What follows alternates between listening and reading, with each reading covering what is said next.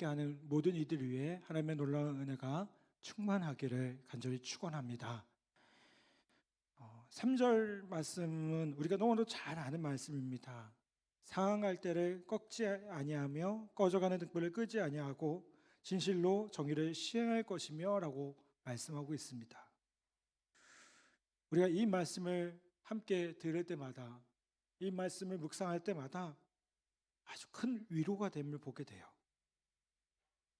우리 각자의 인생을 닮았을지도 모른다는 생각 때문에 많은 분들이 이 말씀을 좋아합니다. 여러분, 상한 때의 이미지는 어떻습니까? 누가 봐도요, 아주 연약합니다. 그렇죠? 작은 바람에도 흔들리는 것이 갈대인데, 거기다가 이 갈대는 어떤 갈대예요? 그냥 갈대가 아니라 상한 갈대입니다. 아슬아슬합니다. 보기에도 애잔하고요, 애처롭습니다. 존재하는 것 자체가 어떻게 보면 슬픔인 그런 모습입니다. 곧 꺾여서 쓰러져 버릴 것 같은 그런 모습이라는 겁니다. 또 꺼져가는 등불은 어떻습니까? 심지가 다 타들어가서 이제 꺼지려고 가물가물거리고 있습니다. 최악의 상태죠. 사실 오늘 우리의 모습이 이럴지도 모른다는 생각에 사실은 이 말씀을 읽을 때마다, 묵상할 때마다 위로가 되는 것이 사실입니다. 상한 갈대와 꺼져가는 등불은 바벨론의 포로로 잡혀간 이스라엘 백성들의 상황을 묘사해 줍니다. 여러분 생각해 보십시오. 포로에게 무슨 힘이 있고 무슨 희망이 있겠습니까? 포로는 어떻습니까? 힘을 가진 자들에게 일방적으로 당하는 것이 포로입니다. 그런데 이 시대를 살아간다는 것 자체가 우리를 상한 갈대나 꺼져가는 등불과 같게 하는 것을 보게 돼요. 인간이 뭔가 힘이 있고 대단한 것처럼 보이지만 어떻습니까? 너무나도 연약한 존재예요. 그래서 오늘 살아가는 이 시대에 흔들리지 않는 사람 없고요, 아파하지 않는 사람 없음을 보게 됩니다. 그래서 교회에서 보면 어느 순간에 보면 교회에서 상처받았다는 얘기를 참 많이 합니다. 여러분 놀라운 게 뭔지 아세요? 상처받은 사람은 많은데 상처 준 사람은 없더라고요. 교회에서 상처받은 사람은 그렇게 많은데요, 누가 상처 줬는지 모르겠어요. 근데 여러분, 내가 상처를 입었다는 말은요, 나도 누군가에게 상처를 주며 살았다는 말이기도 합니다. 왜요? 어떤 사람이 상처를 줄까요? 상처받은 사람이 상처 주는 거예요. 그러니까 우리는 피해자이면서 동시에 가해자인 것을 보게 됩니다. 그러면 왜 우리가 상처받죠? 우리가 왜 상처 입은 모습입니까? 세상에 불의됨을 보게 됩니다. 오늘 우리가 함께 나눈 이 1절부터 4절까지 보면 정의라는 단어가 3번이 나옵니다. 바벨론의 포로로 있던 이스라엘 백성들은 약자들입니다. 약자들이기 때문에 정의를 주장할 수 있는 권리가 없어요. 바벨론은요, 힘의 논리가 지배하는 세상입니다. 힘의 논리가 지배하는 곳에는요, 공정함은 불가능한 것임을 보게 됩니다. 힘을 가진 세상, 힘이 지배하는 세상에서 약자는 억울함을 경험하게 됩니다. 특히 하나님을 인정하지 않는 세상에 여러분, 참된 정의가 있겠습니까? 없습니다. 그렇죠? 공평이 있을 수가 없습니다. 악이 번성하기 때문에 어떻습니까? 고난받고 이해할 수 없는 일들을 경험하는 것임을 보게 돼요. 이렇듯 상한 갈대, 꺼져가는 등불은 오늘날 우리의 모습이기도 합니다. 한때 우리 사회에 유행했던 단어가 있어요. 그게 뭐냐면 힐링이라는 거예요. 힐링 캠프다, 힐링 사우나다. 예. 힐링이란 말은 다 썼던 것 같아요. 근데 왜 힐링이란 단어가 유행할까요? 힐링이 뭐예요? 고친다는 거예요. 그 말은 이 사회가 상처 입어 있고 상처받고 있다는 그런 반증이기도 합니다. 그런데 여러분, 우리가 이 말씀에서 눈여겨볼 것이 있습니다. 갈대가 상하고 상해 있긴, 약하고 상해 있긴 하지만 꺾이지 않는다는 거예요. 꺼져가는 등불입니다. 근데 결코 꺼지지 않았어요. 갈대도 꺾이고 등불도 꺼지면 상황이 끝납니다. 그런데 이사야 선지자는 뭐라고 얘기합니까? 갈대가 꺾이지도 등불이 꺼지지도 않았다라고 말씀합니다. 왜 그럴까요? 하나님의 역사하심 때문에요. 이사야서 42장을요 흔히 종의 노래라고 부릅니다. 그러면 여기서 종은 누굴까요? 예수 그리스도를 뜻합니다. 1절 말씀을 제가 다시 한번 봉독해 보겠습니다. 내가 붙드는 나의 종 내 마음에 기뻐하는 자 곧 내가 택한 사람을 보라. 내가 나의 영을 그에게 주었은즉 그가 이방의 정의를 베풀리라. 여러분 지금 뭘 얘기합니까? 오실 메시아가 이방의 정의를 베푸신다고 했습니다. 4절에서도요 정의를 세우기에 이르리니라 라고 말씀하고 있습니다. 주님이 정의를 베푸시는데 약한 자의 편에서 약한 자의 억울함을 돌봐주실 것이라고 말씀하고 있다는 겁니다. 특히 여러분 구약 성경을 보면요 하나님이 정의에 대해서 관심을 가지고 있음을 알 수가 있어요. 그래서 구약 성경을 쭉 이렇게 묵상하다 보면 특정 계층에 대해서 많이 언급이 나옵니다. 그게 누굴까요? 고아나 과부에 대한 그 언급이 많이 나옵니다. 그 왜 그럴까요? 그 시대를 대표하는 가장 약자가 누굴까요? 고아나 과부였던 거예요. 그래서 하나님께서 그들에 대한 관심을 표현하고 있다는 겁니다. 하나님은 공의로 판단하시며 불의를 결코 묵과하지 않으시고 연약한 자의 호소에 귀를 기울이시는 분이십니다. 이것은 예수님의 공생의 사역을 보면요 똑같이 잘 드러납니다. 여러분 예수님께서 어떤 사역을 하셨습니까? 연약한 자들을 돌보시는 사역을 했습니다.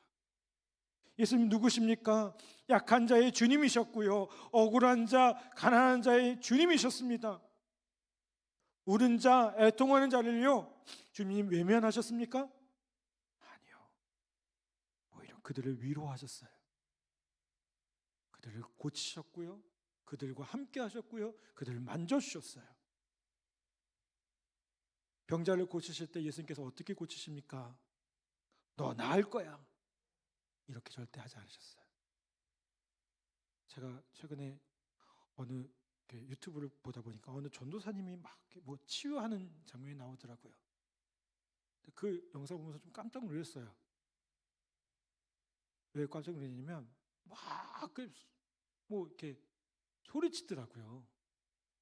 그냥 우리가 설교할 때 이렇게 외치는 정도가 아니라 막 그 사람이 뭐 인격을 모독하는 것처럼 막 그렇게 하더라고요. 여러분 예수님께서 그렇게 치유하셨습니까? 그거 절대 아닙니다. 분별하셔야 돼요. 기계적으로 하지 않으셨고요 강압적으로 하지 않으셨어요. 어떻게 하셨습니까? 문둥병자에게 손을 대셨어요. 여기 연세 많으신 분들 아실 거예요. 이 문둥병 어떤 존재입니까? 가까이 할 수도 없는 존재예요. 그렇잖아요. 저도 군대 오기 전에 소록도라는 데를 가봤어요.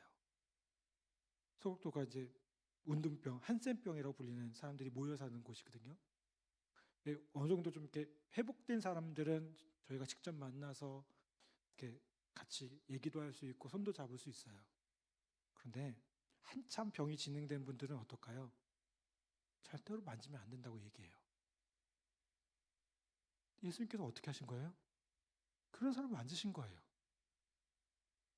여러분 생각해 보세요. 그냥 말씀으로도 그냥 고칠 수 있는 분이에요.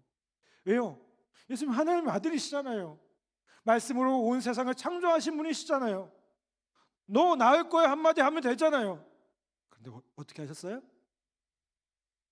아무도 가까이 하지 않아 버려진 것 같은 그 영혼에 손을 대시고 몸을 치유하신 후에 마음을 만져주시며 회복하셨다는 거예요. 왜요? 단순히 몸이 낫는 게 중요한 게 아니라 뭐가 더 중요한 거예요? 마음까지, 영혼까지 회복하는 게 중요하기 때문에요. 여러분, 무엇보다 중요한 것은 주님은 상한 갈대의 모습으로 연약한 자의 모습으로 사셨다는 사실입니다. 우리가 성탄을 맞이하면서 어떤 주님을 맞이합니까? 인간의 모습으로 오셨는데 왕으로 오신 군림하는 그런 모습이 절대 아니에요. 그렇죠? 가장 낮은 모습, 베들레헴 말구유에 오신 주님. 여러분, 말구유가 우리가 상상할 때 이렇게 꾸며놓으면 뭔가 있어 보이지만 솔직히 말씀드리면 뭐예요? 그것보다 냄새나는 게 없어요. 묵을 데가 없어서 거기 간 거예요. 그렇지 않나요? 소위 말하면 소 밥 주는 곳에 거기 계신 거예요. 지푸라기 좀 깔아놓고. 여러분, 예수님은요 절대자로서 군림하지 않으셨어요. 이사야서 53장을 보면 주님은 완전히 상한 갈대의 모습으로 예언되어 있습니다. 예수님 생애 전체가 상한 모습입니다. 오늘날 많은 사람들이 예수님 하면 떠올리는 모습이 뭡니까? 십자가에 달린 그 예수님의 모습을 떠올립니다. 온몸에 피를 흘리고 가시면류관에 쓰시고 손과 발에 못이 박혀서 신음하고 고통스러워하는 연약한 그리스도, 상한 그리스도의 모습입니다. 이렇듯 예수님이 상한 모습이기 때문에, 연약한 모습이기 때문에 오히려 우리는 어때요? 그 모습을 보면서 위로가 돼요. 아무도 그를 귀히 여기지 않았다고 했습니다. 그는 우리의 질고를 지고 우리의 슬픔을 감당하셨습니다. 주님은 상한 갈대셨습니다. 십자가에 상처 투성이의 모습으로 매달리셨습니다. 세상에 악한 자들이 힘을 모아서 예수님을 죽이려고 달려들 때도 주님은 연약한 약자의 모습으로 빌라도의 법정에서 끌려다니시면서 조롱당하시고 멸시 받으셔야 됐습니다. 예수님은 그 거대한 정치 집단과 종교 집단 앞에서 연약한 자로, 상처받은 자로, 꺼져가는 등불로 서 계셨다는 겁니다. 그런 연약함의 모습을 경험하셨기 때문에 우리가 연약한 자로 있을 때 주님은 우리를 찾아오십니다. 그리고 뭐라고 하실까요? 내가 너를 안다. 내가 너를 안다. 너의 아픔을 안다. 너의 고통을 안다. 가장 낮은 모습을 안다. 여러분, 주님이 우리에게 그렇게 다가오시는 분이심을 여러분 기억하길 간절히 바랍니다. 세상은 강자를 대우하고 찾아가서 위로합니다. 그렇죠? 제가 저희 집에 차가 2대가 있어요. 하나는 SUV를 한 대를 갖고 있고요. 한 대는 우리 경차를 갖고 있어요. 스파크.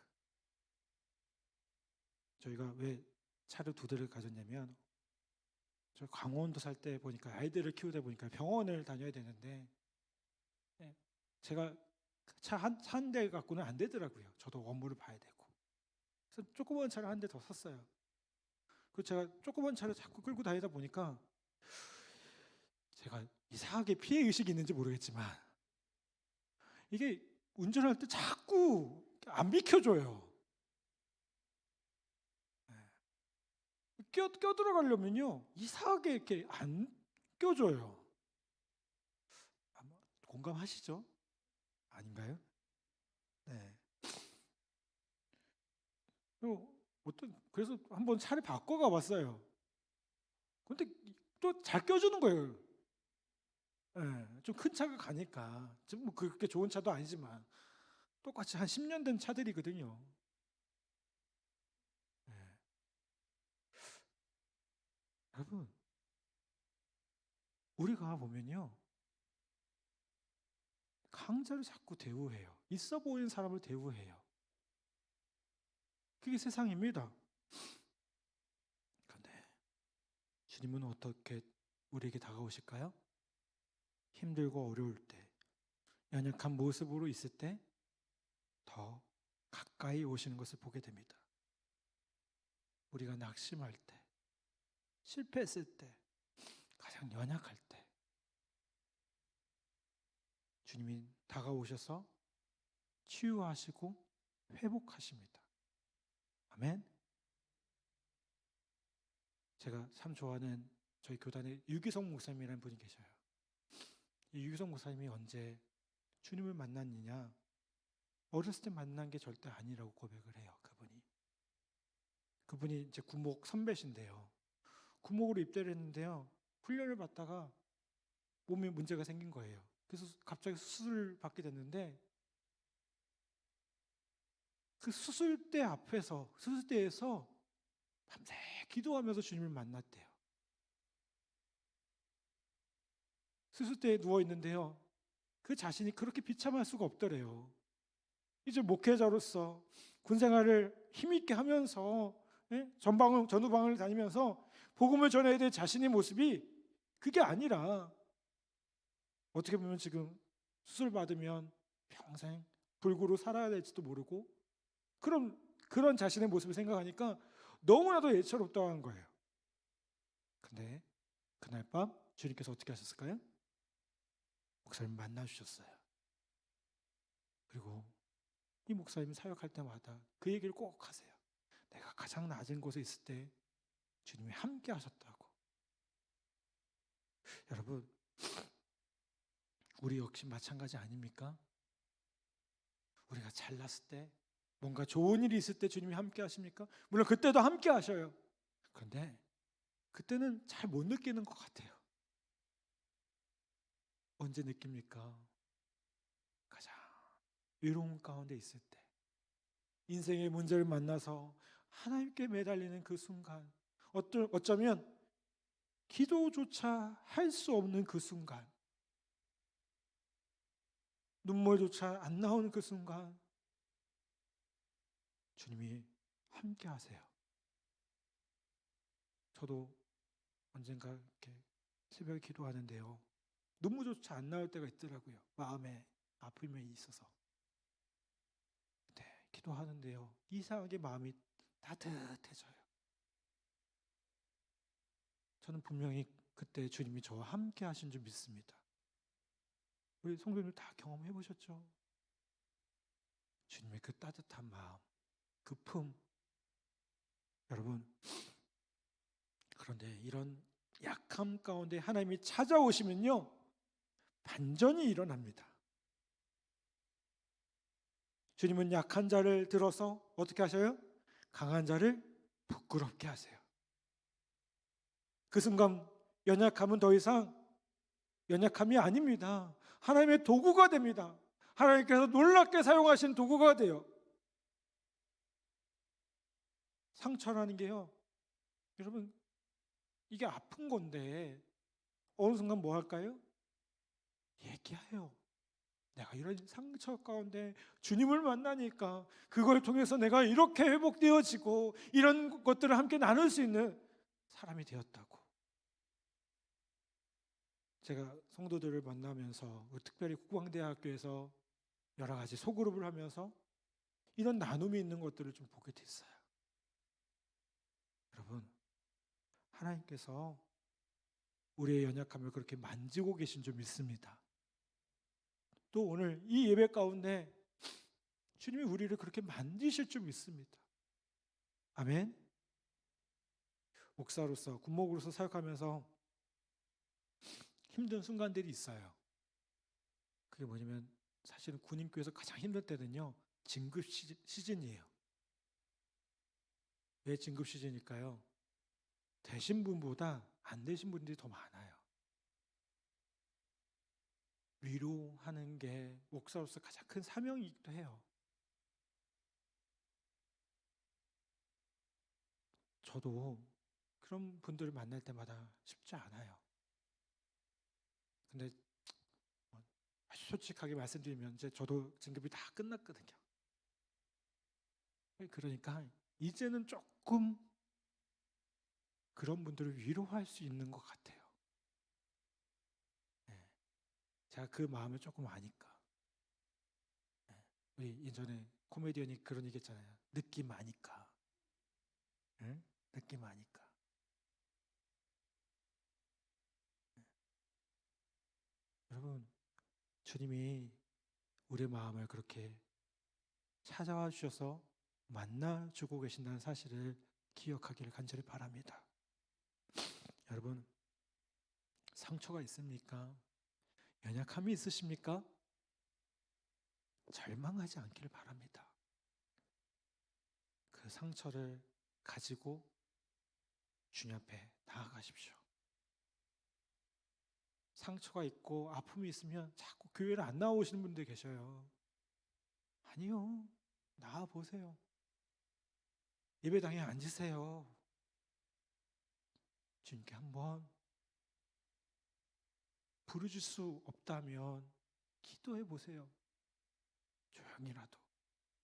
뭐라고 기도하겠습니까? 어떨 때 기도조차 안 나올 때도 있죠. 저도 그럴 때가 있더라고요. 근데 그렇게 기도했어요. 주님 아시죠? 주님 아시죠? 그렇게 기도하다 보니까 그 마음을 회복시켜 주시더라고요. 여러분, 주님이 우리의 마음을 그렇게 회복시켜 주신 줄 믿습니다. 여러분, 상황할 때를 주님은 어떤 분이세요? 꺾지 않으세요. 꺼져가는 등불을 끄지 않으세요.